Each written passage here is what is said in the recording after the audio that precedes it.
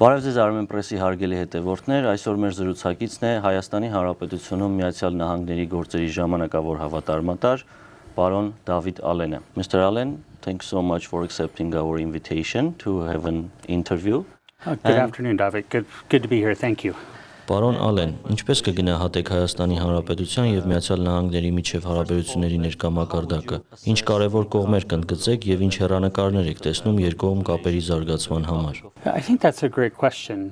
Կարծում եմ ԱՄՆ եւ Հայաստանի հարաբերությունները երբեք այսքան ամուր չեն եղել։ Միայն վերջին 12 ամիսների ընթացքում, եթե մտածեք այն իրադարձությունների մասին, որոնք տեղի են ունեցել սկսած 2025 թվականի օգոստոսի 8-ին Վաշինգտոնում կայացած խաղաղության գագաթնաժողովից, ԱՄՆ փոխնախագահի փետրվարին Հայաստան կատարած պատմական այցից, կտեսնեք, որ այդ ժամանակից ի վեր մենք ունեցել ենք մի քանի բավականին խոշոր կոմերցիոն գործարքներ։ Մենք առաջ ենք շարժվում TRIP նախագծի իրականացման ուղղությամբ, աշխատում ենք երկկողմ փոխըմբռնման հուշագրի իրականացման ուղղությամբ։ Մենք շատ լավ գործընկերային հարաբերություններ ունենք, եւ ես կարծում եմ, որ ԱՄՆ եւ Հայաստանի հարաբերությունների ապագան անկասկած շատ պայծառ է։ Սա շատ դրական է եւ կարծում եմ, որ լավ բաներ շարունակվելու են տեղի ունենալ առաջիկա ամիսներին եւ տարիներին։ Ըստ իս, մասնավորապես փոխնախագահի այցը վճռորոշ պահ էր։ Այն կարելի է ասել նոր դարաշրջան բացեց ԱՄՆ եւ Հայաստանի հարաբերություններում։ Մենք ունեցել ենք որոշակի մեծ առաջընթաց մեր տնտեսական հարաբերություններում։ Մի քանի բան, որոնց մասին կարող եմ նշել։ Իհարկե, սա մեծամասամբ ԱՄՆ-ի մասնավոր հատվածն է, սակայն օրինակ YouTube-ը վերջերս հայտարարեց, որ Հայաստանը մուտք է գործում YouTube-ի գործընկերային ծրագիր, որը թույլ կտա հայկական բովանդակության ստեղծողներին ֆինանսական օգուտներ քաղել YouTube-ում տեղադրվող բովանդակությունից։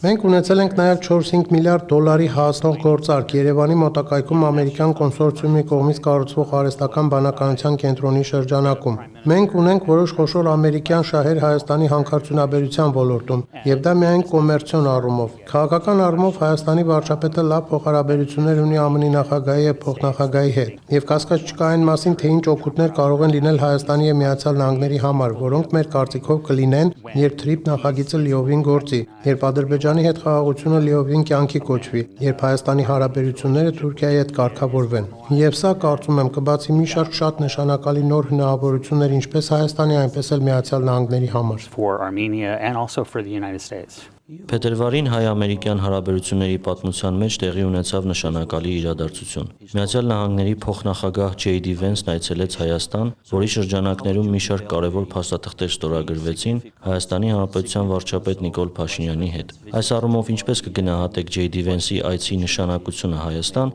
եւ ինչ նոր հնարավորություններ կարող է այն բացել երկկողմ հարաբերություններում։ Well, I think the most important part of the Vice President's visit is that Կարծում եմ փոխնախագահի այցի ամենակարևոր մասն այն է, որ այն իսկապես ցույց տվեց Հայաստանի եւ վերջինիս հետ հարաբերությունների կարևորությունն ԱՄՆ-ի կառավարության ամենաբարձր մակարդակներում։ Կարծում եմ, կան մարդիկ, որոնք ուզում են ասել, որ օգոստոսի 8-ի գագաթնաժողովը ոչ այլ ինչ էր, քան լուսանկարվելու հնարավորություն, եւ որ Միացյալ Նահանգները եւ մասնավորապես նախագահ կամ փոխնախագահ հավատարիմ չեն այդ փոխըմբռնումներին եւ այդ համաձայնություններին։ Եվ ես անշուշտ հույս ունեի, որ անձամբ փոխնախագահի այստեղ գալը, որն առաջին նման բարձրաստիճան այցներ ԱՄՆ-ից Հայաստան, վերջինիս անկախությունից ի վեր, պետք է դիտարկել որպես նշան, որ Միացյալ Նահանգները հանձնառու է ամենաբարձր մակարդակներում Հայաստանի կառավարության հետ պայմանավորվածություններին, Հայաստանի հետ մեր հարաբերություններին եւ Վաշինգտոնում օգոստոսի 8-ին ստորագրված համաձայնագրերի իրականացմանը։ Ավելի վաղ իմ նշած շատ բաներ, կարծում եմ, հնարավոր են դարձել փոխնախագահի այցի շնորհիվ։ Մենք մի քանի արտահանման լիցենզիաներ ենք տրամադրել, թույլ տալով ԱՄՆ տեխնոլոգիաների մուտքը Հայաստան։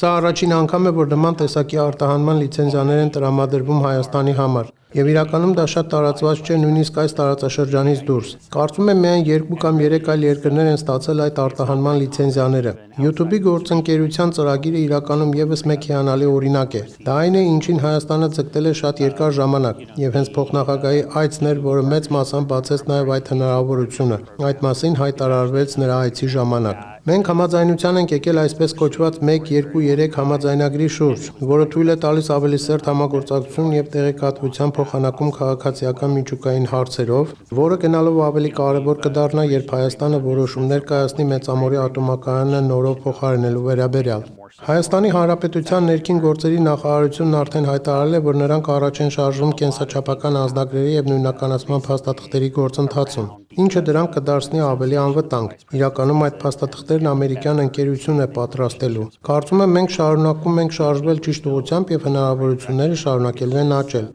Մենք դեռ կտեսնենք նոր այլ հնարավորություններ։ We're going to continue to see these types of opportunities. 2025 թվականի օգոստոսի 8-ին Վաշինգտոնում Հայաստանը եւ Ադրբեջանը ստորագրեցին խաղաղության հաստատման մասին հռչակագիր ԱՄՆ նախագահ Դոնալդ Թրամփի վկայությամբ։ Հայաստանն ու Ադրբեջանը նաեւ նախաստորագրեցին կողմերի միջև դեռևս մարտին համաձայնեցված խաղաղության համաձայնագրի տեքստը։ Ինչպես է ԱՄՆ-ն տեսնում իր դերը Հարավային Կովկասում խաղաղության եւ կայունության ապահովման գործում եւ ինչ կարող է դա տալ տարածաշրջանին։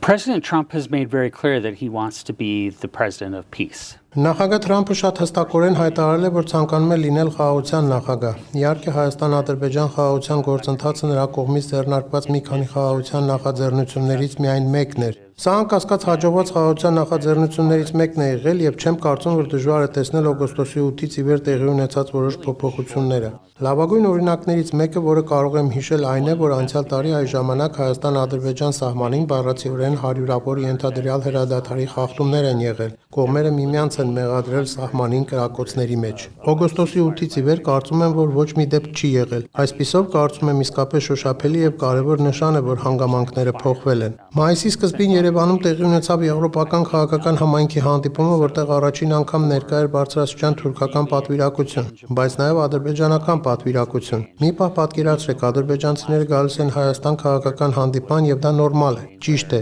Եվրոպական քաղաքական համայնքի հանդիպմանը ելույթ ունեցավ Ադրբեջանի նախագահ Իլհամ Ալիևը, ով կարող էր 1 տարի առաջ կանխատեսել, որ դա տեղի կունենա։ Եվ ես կարծում եմ, որ դա օգոստոսի 8-ի համաձայնագրի ուղղակի արդյունք է։ Դա վարչապետ Փաշինյանի եւ նախագահ Ալիևի կողմից կայացրած որոշումների ուղղակի արդյունք է։ Սա կարծում եմ Հայաստանի պատմության մեջ կարևորագույն պահ է։ Մեր կարծիքով կա իրական հնարավորություն ամրապնդելու տևական խաղաղությունը, ապա օգտվելու այդ խաղաղության ընձեռած մյուս բոլոր հնարավորություններից։ Եվ այստեղ ես մտածում եմ Թուրքիայի հետ հարաբերությունների կարգավորման, սահմանների ապաշրջափակման մասին։ Գուցե հայկական արտադրանքը ոչ միայն Ադրբեջան-Թուրքիա, այլև Եվրոպա արտահանելու հնարավորության, առևտրային հարաբերությունների աճից բխող տնտեսական օգուտների մասին։ Եվ հետո իհարկե պարզապես այն փաստը, որ առաջին անգամ գուցե շատ երկար ժամանակ անց հայերը անհանգստանալու կարիք չեն ունենա։ Ես գիտեմ, որ սա հատկապես մտահոգիչ է եղել վերջին 5 կամ 6 տարիների ընթացքում, 2020 թվականից ի վեր։ Սա իսկապես վերջ է դնում Հայաստանի դեմ ապագա ռազմական գործողությունների վերաբերյալ անհանգստությանն ու մտահոգությանը։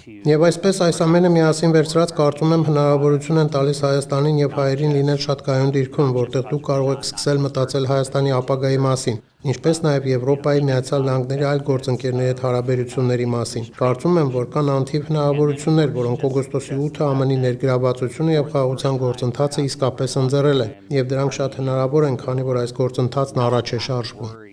And that are very possible, as this process moves forward. So according to one of the provisions of August 8. Օգոստոսի 8-ի հռչակագրի դրույթներից մեկի համաձայն Հայաստանը կաշխատի Միացյալ Նահանգների եւ համաձայնեցված երրորդ կողմերի հետ Հայաստանի Հանրապետությունում Թրամփի ուղի հանուն միջազգային խաղաղության եւ բարեկեցության հաղորդակցության ծրագրի իրականացման շրջանակը սահմանելու համար։ Մոտ 1 ամիս առաջ ԱՄՆ պետդեպարտամենտը հայտարարեց, որ Թրամփի վարչակազմը շարունակում է հանձնառու լինել TRIP-ը իրականություն դարձնելուն։ Ինչպես կմեկնաբանեք սա եւ ինչ կարեւոր տարրեր կավելացնեիք այս առումով։ What essential elements would you like to add to this statement? Yeah, thank you for that question. So I can confirm the United States remains absolutely committed to the implementation of TRIP, as we call it. Կարող եմ հաստատել, որ Միացյալ Նահանգները շարունակում են լիովին հավատարիմ մնալ TRIP-ի իրականացմանը։ Գիտեմ, որ կան հարցեր այն մասին, թե երբ կսկսվի շինարարությունը եւ երբ մենք իրականում կտեսնենք գնացքներ եւ այլն։ Դրանք կարծում եմ շատ լեգիտիմ հարցեր են։ Սրանք իսկապես բարդ քաղաքական, իրավական ու այլ տեսակի ինժեներական, տեխնիկական հարցեր են, որոնք պետք է լուծվեն։ Կարծում եմ, որ պատճառներից մեկը, որ գուցե մարդիկ այնքան ակտիվություն չեն տեսնում, որքան հույս ունեն հրապարակայնորեն տեսնել, այն է, որ կուլիսներում մեծ աշխատանք է կատարվում, համոզվելու համար, որ մենք ճիշտ ենք լուծում այդ հարցերը։ Կարող եմ ձեզ ասել, որ մայիսին Երևանում է գտնվել պետդեպարտամենտի եւ ԱՄՆ-ի միջազգային զարգացման ֆինանսական կորպորացիայի մեծ թիմը։ Նրանք մեկ շաբաթ շարունակ աշխատել կազմակերպել են Հայաստանի Հանրապետության կառավարության հետ, քննարկելով շատ կարևոր համաձայնագրերից մեկի ԱՄՆ-ի եւ Հայաստանի միջև TRIP-ի վերաբերյալ միջկառավարական համաձայնագիրը։ Եվ սա այն համաձայնագիրն է, որը մեծ մասամբ կսահմանի յուրաքանչյուր երկրի պարտավորությունները եւ այն ամենը, թե ինչ տեսակի հարցերով կզբաղվեն կառավարությունները, ի տարբերություն օրինակ ստեղծվելիք TRIP-ի զարգացման ընկերության։ Այսպիսով առաջընթաց է գրանցվում, այն պարտադիր չէ, որ տեսանելի լինի, բայց տեղի է ունենում։ Պետք է նշեմ նաև, որ մայիսին երթուղու տեխնիկատնտեսական հիմնավորման ուսումնասիրությունն իրականացնող ընկերությունը նույնպես Հայաստանում էր, եւ նրանք նախնական հանդիպումներ են ունեցել ձեր կառավարության հետ, բայց սա հանդիպումների հաջորդ շարքն է։ Նրանք գտնվում են այն կետում, երբ շատ մոտ են դաշտային աշխատանքները սկսելուն, ինչը նշանակում է, որ նրանք եղել են նաև Սյունիքի մարզում եւ սկսել են ուսումնասիրել երթուղին, որոշելու համար, թե ինչպիսին է ենթակառուցվածքների վիճակը, արդյոք կամուրջները օգտագործելի են, թունելները պահպանում են կայունությունը եւ այլն։ Եվ երբ այդ տեսակի բաները առաջ շարժվեն, TRIP-ի զարգացման ընկերությունն ամենայն հավանականությամբ կարողանա կոնկրետ ծրագրեր կազմել այն մասին, թե ինչ է իրականում անհրաժեշտ անել այնտեղ Թրամփի ուղին իրական ֆիզիկական գոյության բերելու համար։ ԱՄՆ-ն հանձնառու է, գործընթացն առաջ է շարժվում, սակայն մենք պետք է մի փոքր ավելի համբերատար լինենք, քանի դեռ մշակում ենք իրավական եւ տեխնիկական հարցերը, բայց ես հուսով եմ կկարողանանք այն ավելի արագ իրականացնել։ Համոզված եմ շինարարություն կլինի Սյունիքում, երկաթուղի կկառուցվի եւ ի վերջո գնացքներ կլինեն, TRIP-ը իրական կլինի եւ ես շատ վստահ եմ, քանի որ գիտեմ ԱՄՆ-ի նախագահը, փոխնախագահը, պետքարտուղար Մարկո Ռուբիոն, Հայաստանի Հանրապետությունում մեր դեսպանատունը, բոլորս շատ նվիրված ենք դրան։ Both make it happen and make it happen as fast as we possibly can. Mr. Allen, I would like to talk a little bit about the economic part of our relationship.